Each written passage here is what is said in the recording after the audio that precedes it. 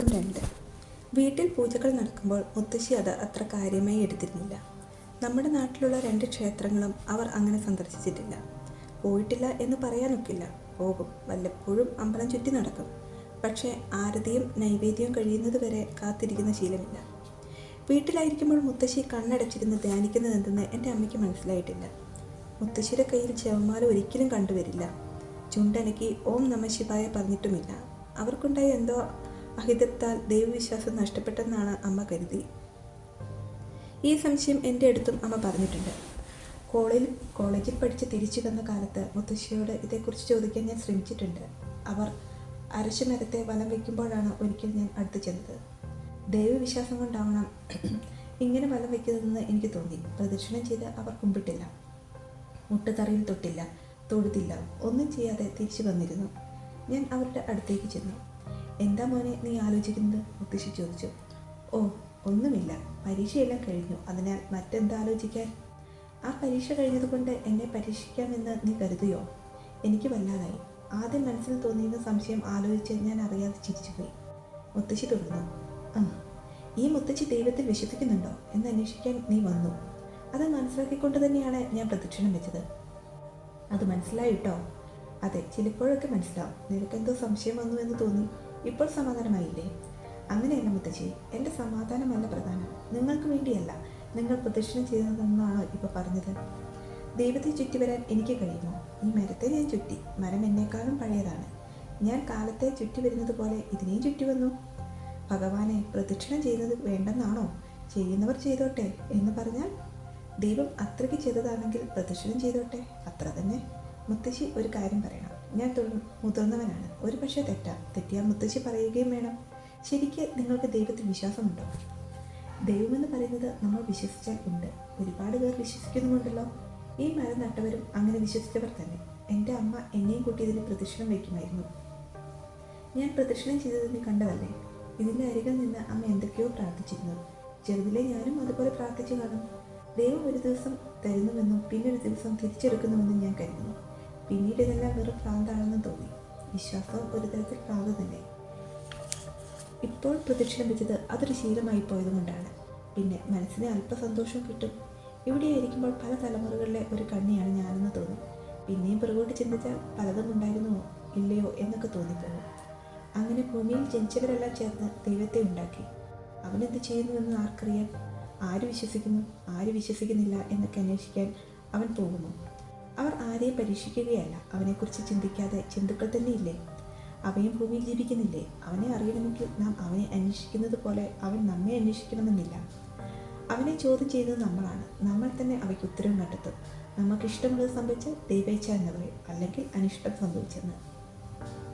മുത്തശ്ശിയുടെ വാദങ്ങൾ എൻ്റെ ചെറിയ മനസ്സിനെ ശരിയായി മനസ്സിലാവാതെ പോയി. അമ്മയ്ക്ക് തോന്നിയ സംശയം ഇന്ന് സീതയ്ക്കുമുണ്ട്. അവർക്ക് ദൈവവിചാരമില്ലെന്ന് തന്നെ എനിക്കും തോന്നി. ഞാൻ ഒന്നും മിണ്ടാതിരുന്നു. അത് കണ്ട് മുത്തശ്ശി ചോദിച്ചു. എന്താ മോനെ വെറുതെ ഇരിക്കുന്നത്?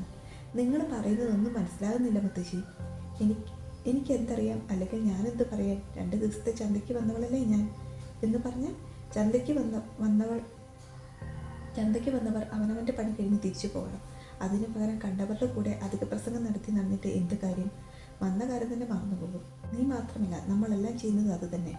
നമുക്ക് ദൈവം എന്തെന്നറിയില്ല, എന്നാലോ എല്ലാ പേരും അറിയാമെന്ന് നടിക്കുന്നു. അതെങ്ങനെ അറിയാനുള്ള കാര്യമാണെന്ന് ഞാൻ ഒട്ടും കരുതുന്നുമില്ല. എന്നാലും ഇവൻ്റെ ഇച്ഛ ഇങ്ങനെ അല്ലെങ്കിൽ ഇങ്ങനെ എന്നൊക്കെ പറഞ്ഞുകൊണ്ടിരിക്കും. അത് വെറും കളിവാക്കുകൾ മാത്രം. അവൻ്റെ ഇച്ഛ അവന് മാത്രം അറിയാം. എനിക്കും നിനക്കും മനസ്സിലാകുമോ? ഇല്ല. അല്ല മുത്തശ്ശി, ചിലർ ഇതെല്ലാം ഭഗവാന്റെ കളിയാണെന്ന് പറയാറുണ്ടല്ലോ. ശരി, ഇത് കളിയെന്നും തന്നെ വെച്ചു. പിന്നെ എന്താണ്? നമ്മെ അവൻ കളിപ്പിക്കും. ശരി, അങ്ങനെ കരുതിക്കൂ. അവൻ വിചാരിക്കുന്ന പോലെ നാം ആടണ്ടേ? അവൻ എന്തു പറഞ്ഞു അല്ലെങ്കിൽ എന്തു പറയുന്നു എന്ന് നിനക്കറിയാമോ? അങ്ങനെയാണ് എന്തൊക്കെ നമ്മുടെ മനസ്സിൽ തോന്നുന്നതാണ്. ഇത്രയൊക്കെ ഉണ്ടായിട്ടും മുത്തശ്ശിയോട് സംസാരിച്ചിട്ട് ഒരു ഫലവും ഉണ്ടാവില്ല. എൻ്റെ ചിന്തകൾ കൂടുതൽ അവതാളത്തിലായി, അത്രമാത്രം. ഞാൻ ഒന്നും മിണ്ടാതിരിക്കുന്നത് കണ്ടപ്പോൾ അവർ പറഞ്ഞു, മോനെ, നീ വീട്ടിലേക്ക് ചെല്ലുക. ആരോ ഇറയത്ത് വന്നിരിക്കുന്നുണ്ട്. ആരും വന്നില്ലെങ്കിലും ഞാൻ പോകാൻ തയ്യാറെടുത്തിരുന്നു. അവരോട് അധികം സംസാരിക്കാനോ അറിയാനോ എനിക്ക് ശക്തിയില്ലായിരുന്നു.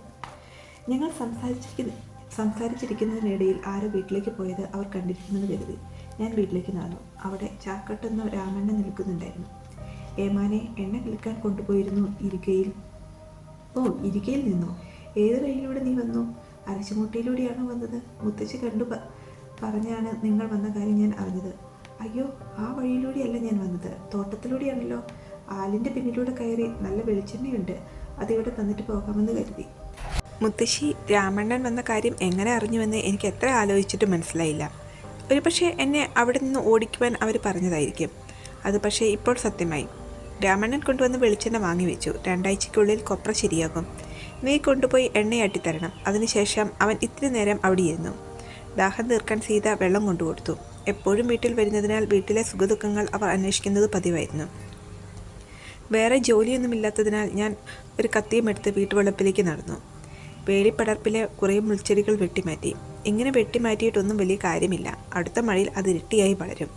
ഇതിലെ നടക്കുന്നവരുടെ ദേഹത്ത് മുള്ളു കൊള്ളരുതല്ലോ. ഇത് ഞാൻ സ്വയം പറഞ്ഞതാണ്. എൻ്റെ വാക്കുകൾ കേട്ട് എനിക്ക് തന്നെ ചിരി വന്നു. ഞാൻ മുത്തശ്ശിയുടെ ചെറുമോൻ തന്നെ. സ്വയം പിറുപിറുക്കുന്ന ശീലം എനിക്കും കിട്ടിയോ? തിരിച്ചു വരുമ്പോൾ ഭാര്യയുടെ സംഭാഷണം കേൾക്കാമായിരുന്നു. നിൻ്റെ ഒരു പ്രതിജ്ഞ, രണ്ടാമതൊരു കല്യാണം കഴിച്ചില്ല, കഷ്ടം തന്നെ. ഇപ്പം വയസ്സായി എന്ന്. അത്രയ്ക്കൊന്നും വയസ്സായിട്ടില്ല. കിഴവനോ വയസ്സനോ? വയസ്സ് കുറേയായി, 40 കഴിഞ്ഞു. ഇപ്പം വീട്ടിലൊരുപാട് ആളുണ്ട്, പിള്ളേരും കുറേയുണ്ട്. എൻ്റേത് തന്നെ അല്ലെങ്കിൽ എന്ത്? ഞങ്ങളുടേത് മരുമക്കത്തായമാണ്. ഒരനുജത്തിക്ക് 6 പിള്ളേരാണ്. ഇത്തിരി ദിവസം ഇവിടെ നിൽക്കും, പിന്നെ കുറേ നാൾ അവിടെയും. ഇവിടെയുള്ളപ്പോൾ നന്നായി അധ്വാനിക്കും. അധ്വാനിച്ചതിന് അത്രയും തിന്നാനും ആളുണ്ടാവും. എന്നാലും സ്വന്തം പിള്ളേരെന്ന് പറഞ്ഞാൽ ഒന്ന് വേറെയല്ലേ രാമണ്ണ? അളിയന്മാരും മക്കളും എത്രയുണ്ടായിട്ടെന്താ? അവിടെ ഒന്നും കിട്ടാതെ വരുമ്പോൾ ഇങ്ങോട്ട് വരും, അല്ലാത്തപ്പോൾ അങ്ങോട്ട് പോകും. യജമാനത്തി അതെല്ലാം തലയിൽ എഴുത്തല്ലേ? അവൻ തന്നെ നീ ഇങ്ങനെ ആയിക്കോ, അല്ലെങ്കിൽ വഴി വീണ് ചത്തോ എന്ന് തലയിൽ എഴുതി. അവളെ ഓർക്കുമ്പോൾ ചിലപ്പോൾ ദേഷ്യം വരും, ചിലപ്പോൾ സങ്കടവും തോന്നും. എന്നാലും അമ്മേ, ഇനിയൊരു പെണ്ണ് കെട്ടാൻ ഞാനില്ല, സത്യം. സംസാരിച്ച് മടുത്തതിനാലാവാം അവർ അടുക്കളയിലേക്ക് പോയി. അവനും വീട്ടിൽ നിന്നും ഇറങ്ങിപ്പോയി. ഇതെല്ലാം കേട്ട് വിഷമിച്ച് നിന്നപ്പോഴാണ് പിള്ളേരുടെ ശബ്ദം കേട്ടത്. 2 അതെനിക്ക് എന്ന് കൂകി വിളിച്ചുകൊണ്ട് ഒരുത്തൻ മറ്റൊരുത്തനെ ഓടിച്ചെൻ്റെ മുമ്പിലെത്തി. എന്തോ കാട്ടിക്കാണണം. ഭാര്യ അകത്തു നിന്ന് എന്താ പിള്ളേരെ ബഹളം എന്ന് ചോദിക്കുന്നു കേട്ടു. ഞാൻ അർദ്ധ മനസ്സോടെ ജനാർദ്ദനൻ്റെ വീട്ടിലേക്ക് പോകാൻ തീരുമാനിച്ചു. ഞങ്ങളുടെ വയലിൻ്റെ താഴെ അറ്റത്തായിട്ടാണ് അവൻ്റെ വീട്. ആ വീടിന് മുന്നിലാണ് ഞങ്ങളുടെ വയലും മറ്റും 2 വയലുകളും ചെന്ന് ചേരുന്നത്. ഇത് ഒത്തുചേരുന്ന സ്ഥലം അല്പം ഉയർന്ന് കാട് പിടിച്ച് കിടക്കുന്ന ഒന്നാണ്. അതിനെ മറികടന്ന് വേണം അവൻ്റെ വീട്ടിലേക്ക് പോകാൻ. എന്നാലും വയലിൻ്റെ അരികിലൂടെ പോകാനാണ് എനിക്കിഷ്ടം. ഞാൻ യാത്ര തുടങ്ങാൻ നോക്കുമ്പോൾ അരശുമരത്തിൻ്റെ ചുവട്ടിൽ നിന്നും മാറി മുത്തശ്ശി വീടിൻ്റെ വരാന്തയിൽ വന്നിരിക്കുന്നത് കണ്ടു. എങ്ങോട്ടാണ് പോകുന്നതെന്ന് മുത്തശ്ശി ചോദിച്ചില്ലെങ്കിലും ഞാൻ പറഞ്ഞു, ജന്നൻ്റെ വീട്ടിൽ പോയി വരാം. ജന്നൻ്റെ വീട്ടിലേക്കോ?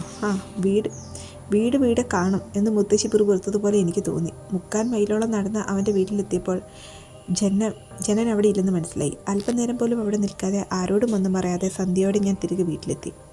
വീടിന് മുന്നിൽ മുത്തശ്ശി ഉണ്ടായിരുന്നു. മുത്തശ്ശി, നിങ്ങൾ പറഞ്ഞത് സത്യമായി. വീട് അവിടെ തന്നെയുണ്ട്. അവരുണ്ടാകില്ലെന്ന് ഞാൻ മനസ്സിലാക്കണമായിരുന്നു. കിണറ്റിൻകരയിൽ പോയി കൈകാൽ കഴുകി സന്ധ്യാവന്ദനത്തിന് തയ്യാറായി. തിരിച്ചു വരുമ്പോൾ നടുത്തളത്തിലെ തൂണും ചാരിയിരിപ്പുണ്ടായിരുന്നു മുത്തശ്ശി. കയ്യിലെന്തോ പിടിച്ചിട്ടുണ്ട്. എപ്പോഴത്തെയും പോലെ പിറുപിറുക്കുന്നു ഉണ്ടായിരുന്നു. ഞാൻ വന്നത് അവർ അറിഞ്ഞില്ല. പതുക്കെ അടുത്ത് ചെന്നപ്പോഴും പിറുപിറുക്കുന്നത് നിർത്തിയില്ല. എന്താണ് പറയുന്നതെന്ന് ഒട്ടും മനസ്സിലാവുന്നുമില്ല. അവർ പറയുന്നത് വ്യക്തമായി കേൾക്കുവാനായി അടുത്തേക്ക് ഞാൻ ഒരൽപ്പം മാറി നിന്നു. അപ്പോൾ അവർ പറയുന്നത് എനിക്ക് വ്യക്തമായി കേൾക്കാം. ആരെക്കുറിച്ചാണ് പറയുന്നത്? നിനക്കിത് വേണം, ഇത് നീ മറന്നിട്ടില്ല അല്ലേ? അല്ലെങ്കിൽ എന്തിനു നീ മറക്കണം? അവൾ നിനക്ക് തന്നതല്ലേ? ഇതുണ്ടാക്കാൻ എത്ര ജോലി ചെയ്തു കാണും? കാട്ടിൽ പോയി ചൂരൽവള്ളി കൊണ്ടുവന്ന് കോർത്തെടുത്തതല്ലേ? പിന്നെ അത് നിനക്ക് കാഴ്ചവെച്ചതല്ലേ? അവൾക്ക് നിന്നോട് ഇഷ്ടക്കുറവൊന്നുമില്ല. അവൾ നല്ലവൾ തന്നെ. അല്ല, നീ എന്തിനു ദേഷ്യപ്പെടുന്നു? നിന്നെ വിട്ട് ഓടിപ്പോയവളെ നല്ലവളെന്ന് പറഞ്ഞത് എന്തിനാണ്?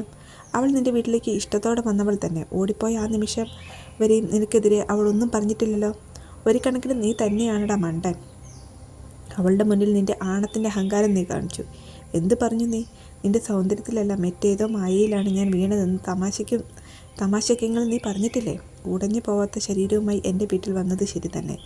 ചക്കൽ നന്നായി പണിയെടുക്കണം. ജോലി എടുക്കാതെ നിന്നാൽ പറ്റുമെന്ന് നീ കരുതണ്ട. ജോലി എടുത്തില്ലെങ്കിൽ ഇടിച്ചു പഴിപ്പിക്കുമെന്ന് നീ പറഞ്ഞില്ലേ? മുത്തശ്ശി തുടർന്നു. ജോലി എടുക്കാൻ ആർക്ക് ഭയമെന്ന് അവൾ ചോദിക്കൂ. അധ്വാനിക്കുന്നതിൽ അവൾക്ക് എന്തെങ്കിലും കുറവ് വരുത്തിയോ? എന്നാലും രാമണ്ണ, നീ ചെയ്ത പണി ശരിയായോ? കെട്ടി 3 വർഷം കഴിഞ്ഞിട്ടും ഒരു നല്ല തുണിക്കഷ്ണം അവൾക്ക് നീ വാങ്ങിക്കൊടുത്തുവോ? പെണ്ണല്ലേ അവള്? കോണാനെടുത്ത് നീ ചക്കു നിൽക്കുമ്പോഴല്ലേ മുഷിഞ്ഞ വേഷത്തിൽ അവൾ നടക്കുന്നേ? നിന്റെ ഉദാസീനത അവളുടെ വായിൽ നിന്ന് ആരെങ്കിലും അറിഞ്ഞു കാണും. കേട്ടവർ അവർക്ക് എന്ത് പറഞ്ഞു കൊടുത്തുവോ ആവോ. നിന്നെ പേടിപ്പിക്കുവാനാണ് അവൾ ഇറങ്ങിപ്പോയി. അവളെ കണ്ടെത്താൻ നീ ശ്രമിച്ചു കാണും. പക്ഷേ അതിനു മുമ്പ് തന്നെ പശു പുലിമടയിലെത്തിയതുപോലെയായി അവൾ ആ നാട്ടുകാരിയല്ലേ. ഷെനീപ്പ നിങ്ങളെ നേരത്തെ തന്നെ കണ്ണു വെച്ചിരിക്കണം. നീ കാര്യങ്ങൾ അറിഞ്ഞു വന്നപ്പോൾ, നിന്റെ അഹങ്കാരം ശമിച്ചു വന്നപ്പോൾ സമയം കഴിഞ്ഞു പോയില്ലേ. ഷീനപ്പൻ്റെ വലിയവൾ പെട്ടുവെന്നറിഞ്ഞപ്പോൾ മാത്രമാണ് നിനക്ക് ബുദ്ധി വന്നത്. ഇത്രയൊക്കെ ആയിട്ടും രാമയ്ക്ക് രാമായണം നീ അവളോട് പോയി കൊഞ്ചിയില്ലേ. നിങ്ങൾ പോയിക്കൊള്ളൂ. ഇനി എൻ്റെ മേൽ ആശ വേണ്ടെന്ന് അവൾ പറഞ്ഞത് ദേഷ്യം കൊണ്ടല്ല, സങ്കടം കൊണ്ടാണ്. എടുത്തുചാട്ടം കൊണ്ട് തന്നെയാണ് കുഴിയിൽ വീണതെന്ന് അവൾ മനസ്സിലാക്കി കാണണം. അത് കേട്ടപാടെ ആശ കൈവിട്ട് നീ തിരികെ വന്നു. എന്നാലും നിന്റെ മനസ്സ് വലുത് തന്നെ രാമണ്ണ. നീ ആ ഷീനപ്പ എത്ര കുടുംബങ്ങൾ നശിപ്പിച്ചു. ചെറുപ്പത്തിൽ അവൻ ഇവിടെ ഒരുപാട് തവണ വന്നിട്ടുള്ളതാണ്. ഇപ്പോഴും വലിയ പ്രായമൊന്നും ആയിട്ടില്ല. ഒരു നിയന്ത്രണവുമില്ലാത്ത കുരങ്ങനാണ് അവൻ. അവൻ ഇവിടെ വരുന്നത് തന്നെ എനിക്ക് പേടിയായിരുന്നു. കുറച്ചുനാൾ ഉപയോഗിച്ച ശേഷം അവളെ കൈവിട്ടു. പുതിയതായിട്ട് ആരെങ്കിലും കിട്ടിക്കാണും. അച്ഛൻ്റെ സമ്പാദ്യം ഇതിന് ചെലവിടുന്നു. അവന് ബുദ്ധി പറഞ്ഞു കൊടുക്കാൻ ആരുമില്ലായിരുന്നു. സ്ത്രീമോഹം ഒരുതരം ലഹരിയാണ്. മറുവശത്ത് നാഗിയുടെ കഥ എന്തായി? 2 പിള്ളേരെ പ്രസവിച്ചു. അവൾ അനാഥയായി. എന്നിട്ടും അവൾ നിന്നെ അന്വേഷിച്ചു വന്നില്ല. ഞാൻ എച്ചിലായി എന്ന് അവൾ കരുതുന്നു. ഒരു 10 ദിവസം അവളുടെ മനസ്സ് എച്ചിലായത് സത്യം തന്നെ. പ്രായവും അതല്ലേ. നിന്റെ പ്രവൃത്തികളും അവൾക്ക് പ്രേരണയായില്ലേ. ഒരു സ്ത്രീക്ക് വയറ്റിന് കൊടുക്കാനും ഉടുതുണിക്ക് മറുതുണി കൊടുക്കാനും നിനക്കാവില്ലെന്ന് നീ കാണിച്ചു കൊടുത്തില്ലേ. ഇതൊക്കെ സംഭവിക്കുമെന്ന് അന്നേ എനിക്കറിയാമായിരുന്നു. നിനക്കിത് മുമ്പേ അറിയാമായിരുന്നെങ്കിൽ ഇങ്ങനെ സംഭവിക്കില്ലെന്നും അറിയാം. അതുകൊണ്ടല്ലേ അവിടെ തന്നെ വേണമെന്നും വേറെ വേണ്ടെന്നും വാശി പിടിച്ചിരിക്കുന്നത്. ഒരു കണക്കിന് നിനക്ക് എന്താണ് കുറവ്? അനിയത്തിമാരും അളിയന്മാരും എല്ലാം ഉണ്ട്. പിന്നെ നീയും നന്നായി അധ്വാനിക്കും. എന്നിട്ടും നിന്റെ ജീവിതം ഇങ്ങനെയായി, കരിമ്പിൻ ചണ്ടി പോലെ. 40 വയസ്സ് വലിയ കൂടുതലൊന്നുമല്ല. ഇനി പെണ്ണ് കിട്ടാതെ ഇരിക്കുകയുമില്ല. നാഗിയെപ്പോലെ രമ്പയായൊന്നും കിട്ടുമെന്ന് തോന്നുന്നില്ല. നിനക്ക് വേണമെങ്കിൽ കെട്ടെ. ഇങ്ങനെയൊക്കെ നടക്കണമെന്ന് അവൻ മുൻകൂട്ടി തന്നെ ചെയ്തു വെച്ചിട്ടുണ്ടല്ലോ. ഈ ലോകം ഭഗവാന്റെ മായയാണെന്ന് തന്നെ പറയുന്നില്ലേ. എനിക്കും അങ്ങനെ തന്നെ തോന്നുന്നു. ആണും പെണ്ണും ചേർന്ന മായ തന്നെയാണ് ലോകം. അത് രണ്ടുമില്ലാത്ത ലോകം വ്യർത്ഥമാണ്. ഇതെല്ലാം കൊണ്ട് തന്നെ അനവധി സുഖങ്ങളും പിന്നെ ദുഃഖങ്ങളും ഉണ്ടായി. രുചിയും അരുചിയും അങ്ങനെ തന്നെ. എങ്ങനെയും ജീവിക്കണം, ഈ പുഴ നീന്തി കിടക്കണം എന്ന ചിന്ത ജീവികളിലെല്ലാം ഉണ്ട്. അതുകൊണ്ട് തന്നെ ജീവിതം എന്നുണ്ടെന്ന് എനിക്കറിയാം. ഞാൻ അതൊക്കെ ഒളിച്ചു നിന്ന് കേട്ടു. എന്തെല്ലാം ഈ മുത്തശ്ശി പറയുന്നു. രാമണ്ണൻ്റെ പേര് പറഞ്ഞുകൊണ്ട് മാത്രം കാര്യം മനസ്സിലായി. മറ്റേയാളുടെ പേരും കേട്ടു. അതെൻ്റെ അമ്മാവൻ തന്നെ. 15 വർഷങ്ങളായി മറന്നിരുന്ന നാഗിയുടെ കഥ എനിക്ക് ഓർമ്മ വന്നു. ഇപ്പോൾ അവളുടെ 2 കുട്ടികളും വളർന്നു വലുതായി കാണും. എവിടെയുണ്ടോ അറിയില്ല. എൻ്റെ അമ്മാവൻ്റെ ഓർമ്മ വരുന്നതിനോടൊപ്പം അന്നു തൊട്ടേ അദ്ദേഹത്തെക്കുറിച്ച് കേട്ടിരുന്ന കുറേ കഥകളിലേക്ക് മനസ്സ് സഞ്ചരിച്ചു. തൻ്റെ വസ്തുവകകൾ മുഴുവൻ അന്യ സ്ത്രീകൾക്കായി ചിലവാക്കി എല്ലാം പാഴാക്കി അയാൾ എവിടെയോ അജ്ഞാതവാസത്തിലാണെന്ന് കേട്ടിട്ടുണ്ട്. മുത്തശ്ശിയുടെ വർത്തമാനത്തിൽ കൂടി ആ കഥയെല്ലാം കൂട്ടിച്ചേർക്കാൻ എനിക്ക് കഴിഞ്ഞു. ഇനി ഒരിക്കൽ സമയം കണ്ടെത്തി അമ്മാവനുള്ള ഗ്രാമത്തിലേക്ക് പോകണം. നാഗിക്ക് എന്തെന്നറിയണം. അവളുടെ പ്രതിജ്ഞ എന്തെന്നറിയണം. അന്നേരമാണ് ആരോ വേഗത്തിൽ നടന്നു വരുന്ന ശബ്ദം കേട്ടത്. രാമണ്ണ മറന്നുപോയ തൻ്റെ വയറ്റിലെ സഞ്ചി എടുക്കാൻ വന്നതാണ്. അത് കയ്യിൽ വെച്ചാണ് മുത്തശ്ശി ഇത്രയും നേരം പിറുപിറുത്തത്. അവനെക്കുറിച്ച് പറയുമ്പോൾ തന്നെ അവൻ വന്നല്ലോ. സീത കത്തിച്ചു വെച്ച വിളക്ക് ഇറയത്തുണ്ടായിരുന്നു. അതിൻ്റെ വെളിച്ചത്തിൽ ഞാൻ രാമണ്ണയുടെ മുഖം കണ്ടു. യജമാനെ അവൻ വിളിച്ചു. ആ രാമണ്ണ, എന്താ തിരിച്ചു വന്നത്? അയ്യോ, എൻ്റെ മുറുക്കാൻ സഞ്ചി ഇവിടെ വെച്ച് മറന്നുപോയി. കുട്ടികളുടെ കയ്യിൽ കിട്ടിയാൽ പാടാവും. അത് കിട്ടിയാൽ കൊള്ളാമായിരുന്നു. എൻ്റെ സ്വരം കേട്ട് മുത്തശ്ശി ചോദിച്ചു. നീ എന്തെടുക്കുന്നിവിടെ? ഞാൻ ഇവിടെ വെറുതെ ഇരിക്കുന്നു. എടാ രാമണ്ണ, നിൻ്റെ സഞ്ചി ഇവിടെയുണ്ട്. ഇതങ്ങ് കൊടുത്തേരെ. അവൻ ഇനി മിച്ചമുള്ളത് ഇത്ര മാത്രമാണ്. മുത്തശ്ശി അതെൻ്റെ കയ്യിൽ തന്നിട്ട് പറഞ്ഞു. മുത്തശ്ശിക്ക് ഇത് എവിടെ നിന്ന് കിട്ടി? നിൻ്റെ മോൻ എടുത്തുകൊണ്ട് വന്നതാണ്. എൻ്റെ കയ്യിൽ കിട്ടിയപ്പോൾ ഒരു രാമായണം തന്നെ ഓർമ്മ വന്നു. ആ, അതവന് കൊടുത്തു വിട് പോട്ടെ മുത്തശ്ശി പറഞ്ഞു. ഞാൻ അത് തുറന്നു നോക്കി. അതിൽ വെറ്റിലയും പക്കും ഒന്നുമില്ല. യജമാനെ, അതിലൊന്നുമില്ല. സഞ്ചി കളഞ്ഞു പോവല്ലേ, അത്രമാത്രം. അതിൽ ചുണ്ണാമ്പ് കിണ്ണവും പൊയിലപ്പെട്ടിയും ഇല്ലായിരുന്നോ? ആ, ഉണ്ടായിരുന്നു. പോട്ടെ, സഞ്ചി കിട്ടിയില്ലേ? ഈ ഇരുട്ടത്ത് പരിചയാൽ അത് കിട്ടുമെന്ന് തോന്നുന്നില്ല. നാളെ പകൽ നോക്കിയെടുക്കാം. അത്യാവശ്യത്തിന് വെറ്റിലയും പക്കും വേണമെങ്കിൽ തരാം. എന്തോന്നടേ, സഞ്ചി അങ്ങ് കൊടുക്കാൻ പറഞ്ഞപ്പോൾ നീ ഒരുപാട് കാര്യം ചോദിക്കുന്നേ? മുത്തശ്ശി അല്പം ദേഷ്യത്തോടെ ചോദിച്ചു. അതങ്ങ് രാമണ്ണന് കൊടുത്തു. 2 കൈകളും ചേർത്ത് അവൻ അതങ്ങ് വാങ്ങി. ഇതെന്തെങ്കിലും കിട്ടിയല്ലോ, ഭാഗ്യം. അവൻ നടന്നകന്നു. അവൻ പോയതോടെ ഞാൻ മുത്തശ്ശിയുടെ അടുത്തേക്ക് ചെന്ന് ചോദിച്ചു. ഞാനത് അവന് കൊടുക്കില്ലെന്ന് കരുതിയാണ് മുത്തശ്ശി ദേഷ്യപ്പെട്ടത്. ആർക്ക് വേണമത്? ഞാനായിരുന്നെങ്കിൽ ഈ പാതിരയ്ക്ക് അതും പരിധി വരില്ലായിരുന്നു. അതിൽ വിലയുള്ളതൊന്നും ഇല്ലായിരുന്നെന്ന് തോന്നുന്നു. അവനത് മുഖ്യമാണ്. അതുകൊണ്ടല്ലേ അവൻ വന്നത്. ചുണ്ണാമ്പ് കിണ്ണമോ മറ്റോ കിട്ടിയാൽ നമുക്ക് നാളെ കൊടുക്കാം മുത്തശ്ശി. പക്ഷേ നിങ്ങൾ എത്രയും ദേഷ്യപ്പെട്ടതെന്ന് പറഞ്ഞില്ലല്ലോ. എനിക്ക് സംശയം അറിയില്ല. മുത്തശ്ശി ചിരിച്ചു. ശരി തന്നെ, എനിക്ക് ദേഷ്യം വന്നു. കുറേ നേരം ഞാൻ തന്നെ അത് ഞാൻ തന്നെ അത് കയ്യിൽ വെച്ചിരുന്നില്ലേ? ഇപ്പോൾ ഞാൻ എന്തൊക്കെയോ കണ്ടു. അവൻ നല്ലവൻ.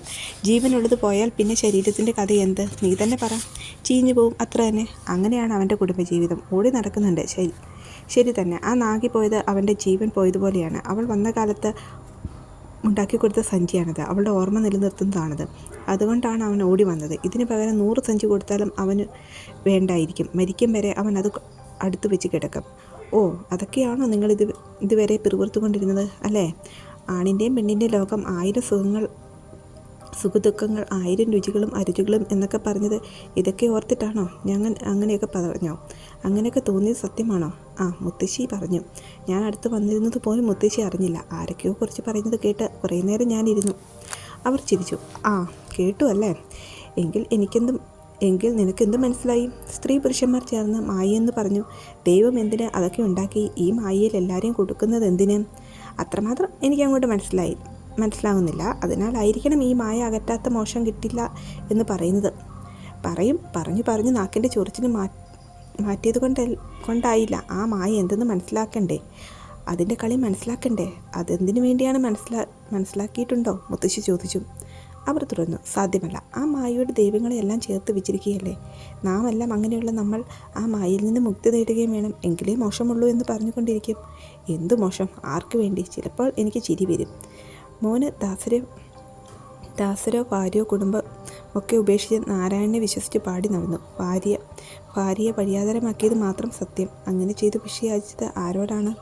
സ്വന്തം ഭാര്യമാരോടൊപ്പം വൈകുണ്ഠത്തിലും കൈലാസത്തിലും കഴിയുന്ന വിഷ്ണുവിൻ്റെയും ശിവൻ്റെയും അടുത്ത് സ്വന്തം ഭാര്യമാരിൽ നിന്ന് മുക്തി കിട്ടാതെ അവരെന്ത് തരാനാണ്? സ്വപ്നം, ഭ്രാന്ത് എന്നൊക്കെയല്ലേ പറയുള്ളൂ. ഇത് തന്നെയാണത്. സ്വന്തം കെട്ടുപാടുകൾ ഒഴിവാക്കാൻ കഴിയാത്ത ദൈവം ഇവരുടെ കെട്ടുപാടുകൾ ഒഴിവാക്കി ഉദ്ധരിക്കുമെന്ന് പറയുന്നത് ഭ്രാന്തല്ലേ? ദൈവങ്ങൾക്ക് ഭാര്യമാരോടുള്ള മോഹമില്ലെങ്കിൽ പിന്നെ അവർക്ക് ഭാര്യമാരെന്തിന്? ഏത് ദൈവത്തിനും കല്യാണം കഴിക്കാതെ തന്നെ സൃഷ്ടിസ്ഥിതി സംഹാരങ്ങൾ നടത്താമല്ലോ. ദൈവം സൃഷ്ടികൾ നടത്തി. അരശുകെട്ടിൽ നമുക്ക് ആഹാരം കിട്ടി. ഭൂതിക്കെട്ട പിന്നെ ദഹനം നടത്തി. 3 ജോലിക്ക് 3 ദൈവം. അങ്ങനെ ചൂടുന്നതിനും വേവിക്കുന്നതിനും മുമ്പ് പെണ്ണും ആണും വേണം. അവയെ ഒന്നിച്ച് കൊണ്ടുവരികയും വേണം. അതില്ലെങ്കിൽ സൃഷ്ടി തന്നെ ഇല്ല. ദൈവങ്ങൾക്ക് നിലനിൽപ്പില്ല. മുത്തശ്ശിയുടെ ഈ ചിന്തകൾ എന്നെ അമ്പരപ്പിച്ചു. മുത്തശ്ശിയുടെ തലയ്ക്ക് വട്ടാണ്. ഇതൊക്കെ കേട്ട് ആരെങ്കിലും പറഞ്ഞാൽ അത്ഭുതപ്പെടാനില്ല. ആണും പെണ്ണുമില്ലാതെ സൃഷ്ടിയില്ലെന്നാണ് മുത്തശ്ശി പറയുന്നത്. അവരെ തിരുത്താനെന്നവണ്ണം ഞാൻ ചോദിച്ചു. എന്നെ തുറച്ചു നോക്കിക്കൊണ്ട് അവർ ഇങ്ങനെ പറഞ്ഞു. ആൽമരമോ പുന്നമരമോ എന്തിന് ഈ വെറ്റില വള്ളിയിലും അതിൻ്റെ കമ്പ് മുറിഞ്ഞ് നട്ടാൽ മുളച്ച് വളരും. അതുപോലെ ചെറിയ ജീവികളിൽ ആൺപെൺ വ്യത്യാസമില്ല. ഒന്ന് മുറിഞ്ഞ് രണ്ടാവും. ആൽമരവും പുന്നമരവും ഒക്കെ ആയിക്കട്ടെ. മുത്തശ്ശി ഇതിൽ എന്തു തരം ആൺ പെൺ മോഹമില്ലാതെ തന്നെ സൃഷ്ടികർമ്മം നടക്കണമെന്നാണോ നിങ്ങൾ പറയുന്നത്? അതെനിക്ക് കാരണക്കാരനാരാണ്? ആരോ ഒരുത്തിനെ കരുതിക്കോ. സൃഷ്ടിക്കപ്പെടുന്നവയ്ക്ക് അതിനെക്കുറിച്ച് അറിയില്ല. ചെടിക്കും മരങ്ങൾക്കും ചിന്താശക്തി ഇല്ലല്ലോ. അവ ദൈവത്തോട് അതിടെ ഇതിടെ എന്ന് ആവശ്യപ്പെടുന്നില്ല. അത് മനുഷ്യൻ്റെ മാത്രം കാര്യമാണ്. മായൊന്നുണ്ടെങ്കിൽ അത് എല്ലാത്തിനും വേണ്ടിയല്ലേ? ചെടികൾക്കില്ല, നമുക്കുണ്ട് എന്ന് പറയുന്നത് എന്തിനർത്ഥം? അങ്ങനെ പറഞ്ഞാൽ എന്താ മുത്തശ്ശി? ദൈവമുണ്ടെന്നോ ഇല്ലെന്നോ? ഞാനില്ല, നീയില്ലേ? ഉണ്ട്. നമുക്ക് അവനുണ്ട്. അപ്പം മുത്തശ്ശി ദൈവത്തെ വിശ്വസിക്കുന്നുണ്ടോ? വിശ്വസിക്കാനുള്ളത് കൊണ്ടാണ് ദൈവമുള്ളത്. ചെടി, മരം, കല്ല് അവയ്ക്ക് വിശ്വസിക്കാനുള്ള ശക്തിയില്ല. അവയ്ക്ക് ദൈവവുമില്ല. പക്ഷെ അവയ്ക്കും ഒരു ദൈവം വേണ്ടേ? അത് അവ തന്നെ നമ്മളോട് പറഞ്ഞു തരണം. അവ എന്ത് പറയുന്നുവെന്ന് നമുക്കറിയില്ലല്ലോ. നാം എന്ത് പറയുന്നുവെന്ന് നമ്മുടെ കാര്യം. വിശ്വാസമുണ്ടെങ്കിലും ഇല്ലെങ്കിലും ജനിച്ചാൽ മരണമുറപ്പ്. അങ്ങനെ മരണമുണ്ടെന്ന് വിശ്വസിച്ചാൽ പോരെ? ദൈവം എന്തിനെ സൃഷ്ടിച്ചുവെന്ന് എന്നെപ്പോലുള്ളവരോട് ചോദിച്ചിട്ട് വല്ല ഫലവുമുണ്ടോ? നീ തന്നെ ദൈവത്തോട് ചോദിക്കുക. ഞാനും ചോദിക്കാം. പക്ഷേ അവൻ സൃഷ്ടി നിർത്തുമെന്ന് തോന്നുന്നില്ല. അവൻ്റെ തന്നെ സൃഷ്ടിയാണിതെന്ന് കരുതിയവർ 4-5 ദിവസം ഇവിടെ സുഖമായി കൂടും. കാലം വരുമ്പോൾ പോകാം, ചെയ്യാം. ബാക്കിയുള്ള സംസാരമെല്ലാം അധിക പ്രസംഗമായി എനിക്ക് തോന്നുന്നു. എൻ്റെ അച്ഛൻ എന്നോട് ചോദിച്ചിട്ടാണോ ജന്മം എനിക്ക് തന്നത്? എൻ്റെ അച്ഛൻ്റെ ജന്മവും ദൈവവും ചോദിച്ച് ജനിപ്പിച്ചതല്ലേ? മുത്തശ്ശി പറഞ്ഞു നിർത്തി. എൻ്റെ തല ചൂടാവാൻ തുടങ്ങി. ഞാൻ വിശ്വസിച്ചു വന്നതൊന്നും മുത്തശ്ശിയിൽ കണ്ടില്ല. അവരുടെ തർക്കവഴികളൊന്നും എനിക്ക് മനസ്സിലാകുന്നുമില്ല. അവർ പറയുന്നതൊന്നും ഭ്രാന്തായും എനിക്ക് തോന്നിയില്ല. എന്നാൽ ഇനിയും വളരാത്ത സൂക്ഷ്മ വിചാരങ്ങൾ മുത്തശ്ശിക്കുള്ളതുപോലെ എനിക്ക് തോന്നി. അവർ കടന്നു വന്ന യൗവനവും വാർദ്ധക്യവും വെറും മൂക്കമല്ലാത്തതുപോലെ അവയെല്ലാം വാചാനമായി തീർന്നതായി എനിക്ക് അനുഭവപ്പെട്ടു. അവരുടെ ആത്മകഥകൾ എനിക്കോ മറ്റൊരാൾക്കോ വേണ്ടിയുള്ള ഉപദേശങ്ങളൊന്നും തോന്നിയില്ല. അപ്പോഴേക്കും സീത ഭക്ഷണത്തിനായി വിളിച്ചു. ഞാൻ അകത്തേക്ക് പോയി. വളരെ കാലമായി മുത്തശ്ശി ഒരു നേരം മാത്രമാണ് ആഹാരം. ചില രാത്രികളിൽ ഒരു ഗ്ലാസ് പാലോ പയറിട്ട് വേവിച്ച അല്പം കഞ്ഞിയോ കുടിച്ചാലായി. അവരുടെ ഒരു നേരത്തെ ഭക്ഷണം പോലും വളരെ കുറച്ച് മാത്രമാണ്. ഇത്രയും കുറച്ച് ആഹാരം കഴിച്ച് ഇത്ര കാലം ജീവിച്ചത് ഒരത്ഭുതം തന്നെ. ഭക്ഷണം കഴിച്ച് ഉറങ്ങാനായി കിടന്നപ്പോൾ എൻ്റെ ചിന്തകൾ അതിരുകൾ ഭേദിച്ച് ഒഴുകാൻ തുടങ്ങി. ഒരു മുറുക്കാൻ സഞ്ചിയിൽ മുത്തശ്ശി എന്തെല്ലാം കണ്ടു. പിറകിൽ നിന്നിരുന്ന രാമണ്ണയുടെ വരവ് മുത്തശ്ശി എങ്ങനെ മനസ്സിലാക്കി? മനുഷ്യൻ്റെ മണം അറിയുന്ന മൂക്കാണോ അവരുടേത്? മുറുക്കാൻ സഞ്ചി കണ്ടാൽ അതിൻ്റെ ഉടമസ്ഥൻ്റെ സ്വഭാവം അറിയാൻ കഴിയുമോ? ഇത്തരം ആലോചനകളുമായി ഞാൻ കിടന്നു. അവർ സന്തോഷത്തോടെ ഇരിക്കുന്ന നേരം ഇതൊക്കെ ചോദിച്ച് മനസ്സിലാക്കാമെന്ന് ഞാൻ മനസ്സിൽ ഉറപ്പിച്ചു. നേരം വെളുത്തപ്പോൾ സീത ഒരു പൊയിലപ്പെട്ടിയും ചുണ്ണാമ്പ് കിണ്ണവുമായി എൻ്റെ അടുത്തെത്തി. ഇതൊക്കെ ആരുടെ? രാമൻ്റെ മുറുക്കാൻ പെട്ടിയിൽ നിന്ന് പിള്ളേർ കളിക്കാനെടുത്തതാണ്. തുടർന്ന് നടന്ന കഥകളെല്ലാം ഞാൻ അവളോട് പറഞ്ഞു. ആ പൊയിലപ്പെട്ടിയും ചുണ്ണാമ്പ് കിണ്ണവും ഒരാൾ വശം രാമണ്ണന് കൊടുത്തയക്കുകയും ചെയ്തു. ഇതുകൂടി ഭാഗം 2 കഴിഞ്ഞു.